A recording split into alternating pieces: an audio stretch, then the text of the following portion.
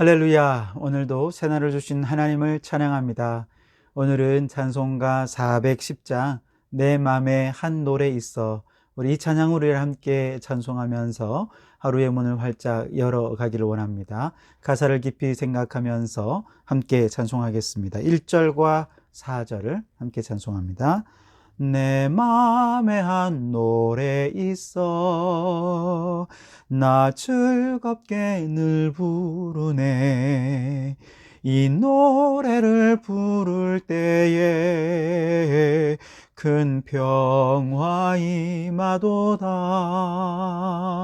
평화 평화 하나님 주신 선물.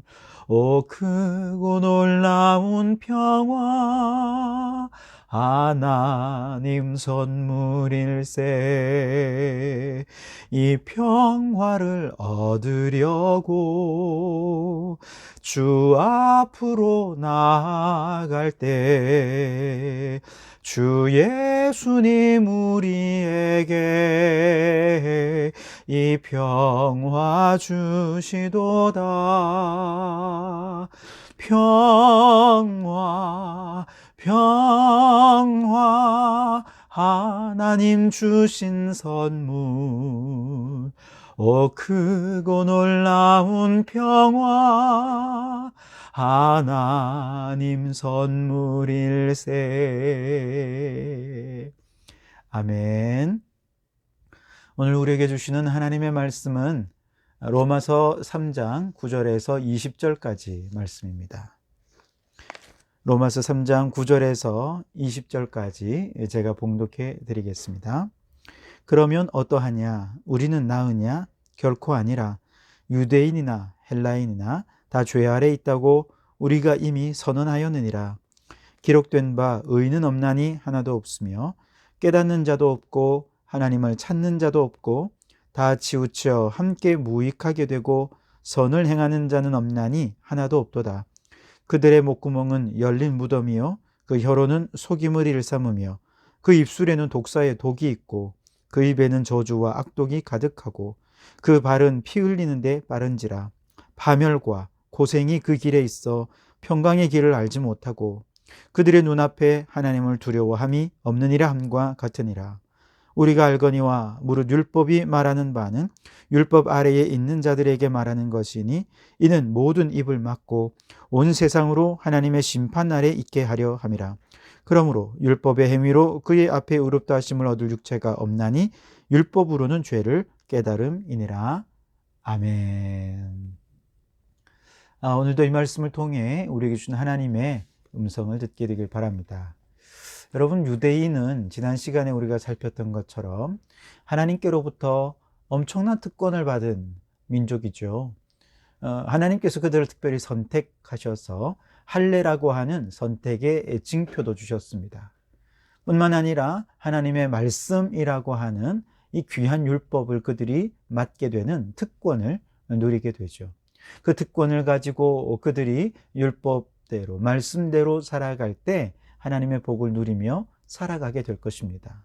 그런데 안타깝게도 이 백성들이 그 율법을 자신의 의로 삼기 시작했습니다. 뿐만 아니라 더 교만해진 이들이 하나님을 떠나게 되었죠. 우상을 숭배하게 됩니다. 그래서 하나님께서 끊임없이 선지자들을 보내서 그들의 죄를 깨닫게 하고 책망하기도 하고 때로는 진노를 퍼붓기도 하면서 그렇게 그들을 돌이키기 위해 끊임없이 노력했지만 결코 그들은 돌이키지 않았죠. 그래서 결국 그들은 모두 하나님과 관계가 단절되어 버리는 상태가 되어버리고 맙니다. 그러면서 이제 이 세상은 이방인과 유대인의 거룩한 구별이 사라져버리는 그런 세상을 우리는 살게 된 것이죠. 이와 같은 상태를 오늘 9절에서 바울은 이렇게 이야기합니다. 그러면 어떠하냐? 우리는 나으냐? 결코 아니라. 유대인이나 헬라인이나 다 죄 아래 있다고 우리가 이미 선언하였느니라. 유대인이나 헬라인, 즉 이방인 모두가 다 이제 죄인이 되어서 이 세상에 의로운 사람은 한 사람도 없게 되어 버렸다는 것이죠. 바울은 이제 시편의 말씀을 인용해서 유대인이나 헬라인이나 그 구별이 사라져서 모두가 다 죄인이 되어버린 이 세상이 얼마나 심각한 죄에 빠지게 되었는지를 10절에서 18절까지 인용해서 얘기를 하고 있는데요. 다시 한번 제가 읽어드리겠습니다. 기록된 바 의인은 없나니 하나도 없으며 깨닫는 자도 없고 하나님을 찾는 자도 없고 다 치우쳐 함께 무익하게 되고 선을 행하는 자는 없나니 하나도 없도다. 그들의 목구멍은 열린 무덤이요 그 혀로는 속임을 일삼으며 그 입술에는 독사의 독이 있고 그 입에는 저주와 악독이 가득하고 그 발은 피 흘리는데 빠른지라. 파멸과 고생이 그 길에 있어 평강의 길을 알지 못하였고 그들의 눈앞에 하나님을 두려워함이 없느니라 함과 같으니라. 아멘. 여러분, 이 내용을 들어보면 저 감옥에 있는 흉악한 죄수, 그저 소수의 몇몇 악한 사람들에게 주시는 말씀 같죠? 아니요. 이 세상의 모든 죄인들이 이렇게 죄의 심각한 지경에 빠지게 되었음을 얘기하고 있습니다. 거룩하신 하나님의 입장에서 보면 오늘 인간의 영혼 깊은 곳을 들여다보면 사람들이 겉으로는 뭐 거룩한 채 하고 경건한 채 하고 유대인들이 다 그렇지 않았습니까? 그럼에도 불구하고 그들 깊은 영혼을 하나님께서 감찰해 보시니까 그들은 저주와 악독이 가득하고 파멸과 고생이 끄지없는 그런 죄악의 길로 가고 있는 모습들을 하나님께서 보게 하신 것이죠. 정리해 보면 하나님께서 이스라엘 백성들에게 정말 큰 축복과 특권을 주신 것은 이건 역사적인 사실입니다. 누구도 부인할 수 없고 신실하신 하나님은 이스라엘 백성들에게 행하신 이 축복과 이 특권을 빼앗을 그런 생각은 없습니다. 여전히 그것은 유효합니다. 그러나 그렇다고 해서 그들이 하나님 앞에 범한 이 모든 죄가 용서받을 수 있는가? 그건 아니라는 거예요. 특권은 특권이고 그들이 하나님 앞에 죄를 범한 것에 대해 책임져야 되는 문제는 또 다른 문제라는 것이죠.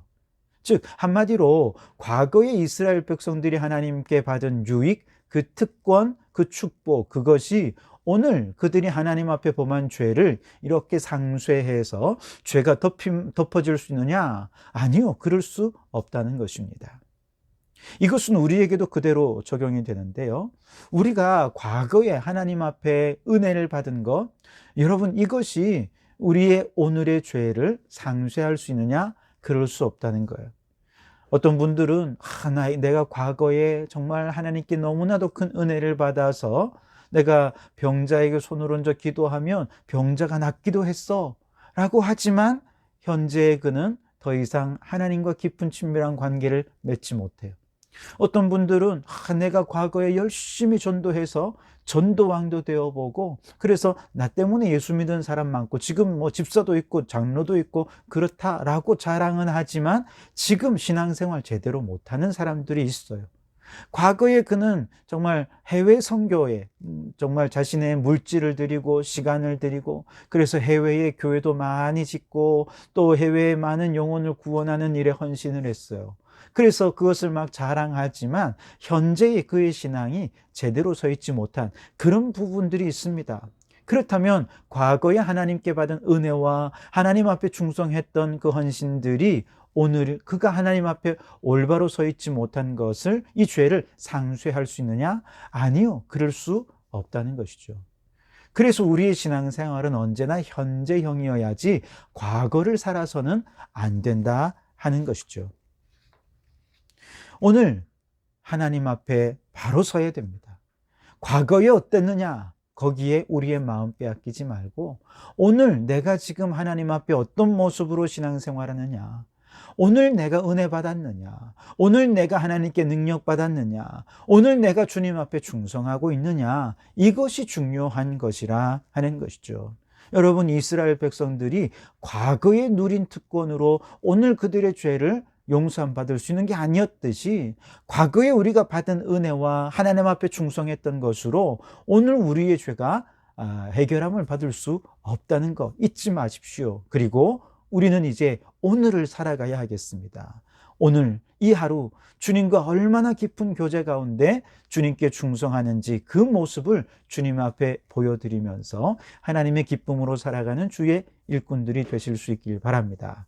자, 이렇게 유대인들에 대해서 얘기하다 보면 이런 오해가 이제 있을 수 있습니다. 어떤 거냐 하면, 유대인들이 과거에 이렇게 죄를 범하고 하나님께 책망을 받고 관계가 단절된 것은 그들이 율법을 행하기는 했지만 제대로 순종하지 않았다는 거예요. 즉, 율법의 요구대로 순종하지 않았고 그들은 그저 자신들의 원하는 대로 문자 그대로 그냥 그렇게 행하다 보니 율법의 원래의 요구와는 다르게 행하다 보니 그들이 하나님과 관계가 단절되어 버리고 말았고 죄 가운데 거하는 자가 되고 말았다.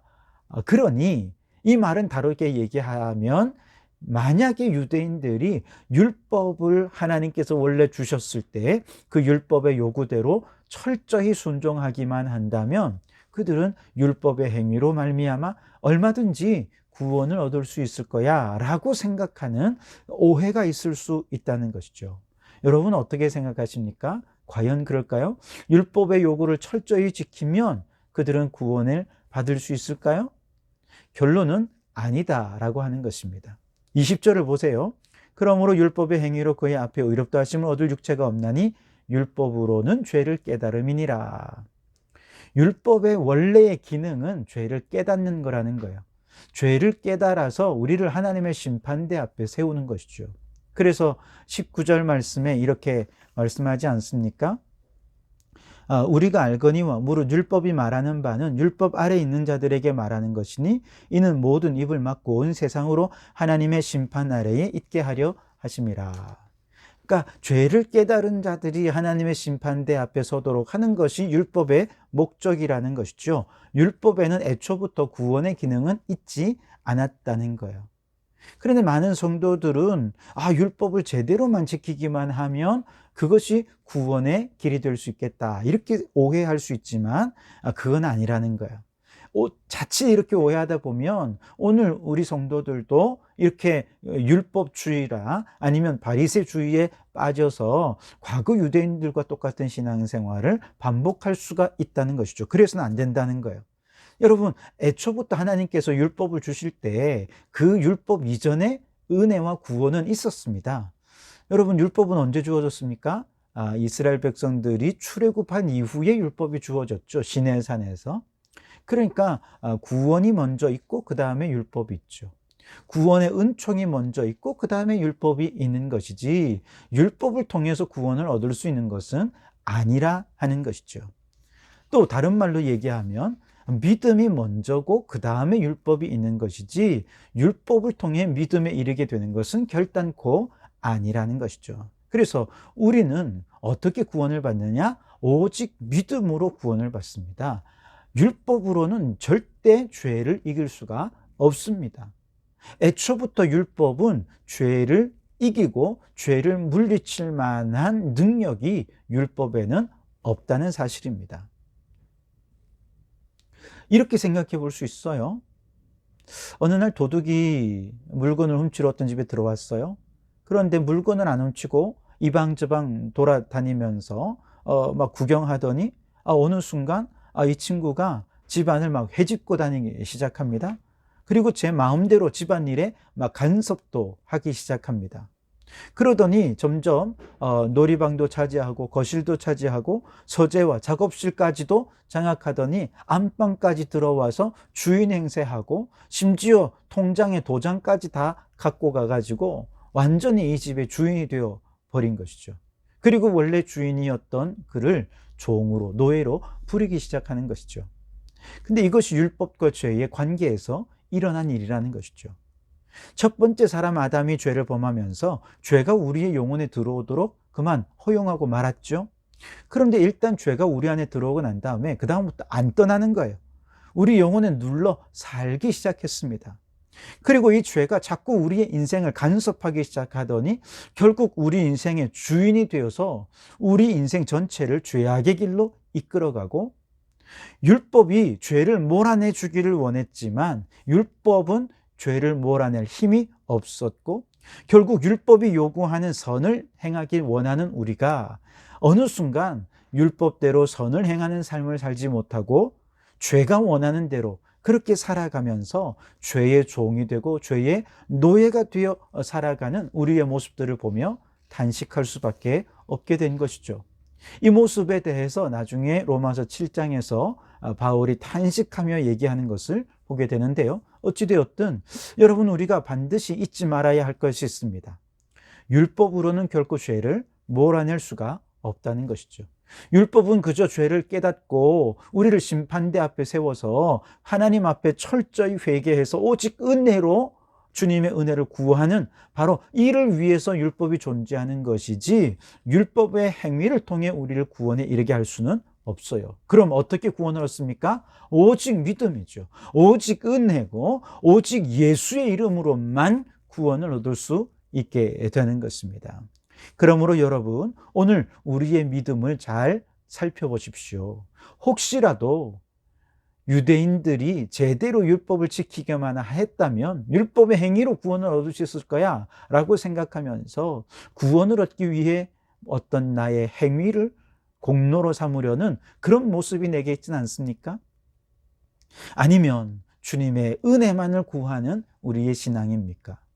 바라기는 우리 성도들이 인간의 행위에 우리의 공로를 두지 말고 오직 주님의 은혜만을 사모하면서 우리의 죄악됨을 철저히 주님 앞에 고백하고 회개하고 자백하여서 주님의 놀라우신 죄사함의 은혜를 경험하고 구원의 은총을 경험하는 우리 모든 성도들이 되실 수 있기를 주님의 이름으로 축원합니다. 기도하시겠습니다. 하나님 아버지, 오늘도 우리에게 새날 주심을 감사합니다. 율법으로는 죄를 몰아낼 수 없음을 오늘 다시 한번 깨닫게 해주시니 감사합니다. 오직 은혜, 오직 믿음, 오직 예수밖에 없음을 다시 한번 더 깨닫게 해주시니 감사합니다. 어제의 염려, 근심, 걱정은 기도와 간구로 주님께 맡기고 오늘 우리에게 주시는 하나님의 은혜를 감사함으로 구할 때 이 하루도 믿음으로 살고 은혜로 살며 기쁨 가득한 하루가 되게 해 주시옵소서. 과거에 내가 은혜 받은 것 다 내려놓게 도와주시고 오늘 하나님 앞에 충성된 종으로 살게 해 주옵소서. 오늘 이 하루도 매 순간 참된 것, 경건한 것, 옳은 것, 정결한 것, 사랑받을 만한 것, 칭찬받을 만한 것을 생각하고 모든 순간 교회와 공동체에 덕이 되는 것은 무엇인지, 어떻게 해야 하나님의 은혜를 기리며 영광을 돌려드리게 될 것인지를 생각하며 그것을 말하며 기쁨 충만한 하루로 살아가는 저희들 되게 해 주시옵소서. 오늘 하루의 모든 삶을 주님께 의지하고 의탁하오며 예수님 이름으로 기도하옵나이다. 아멘.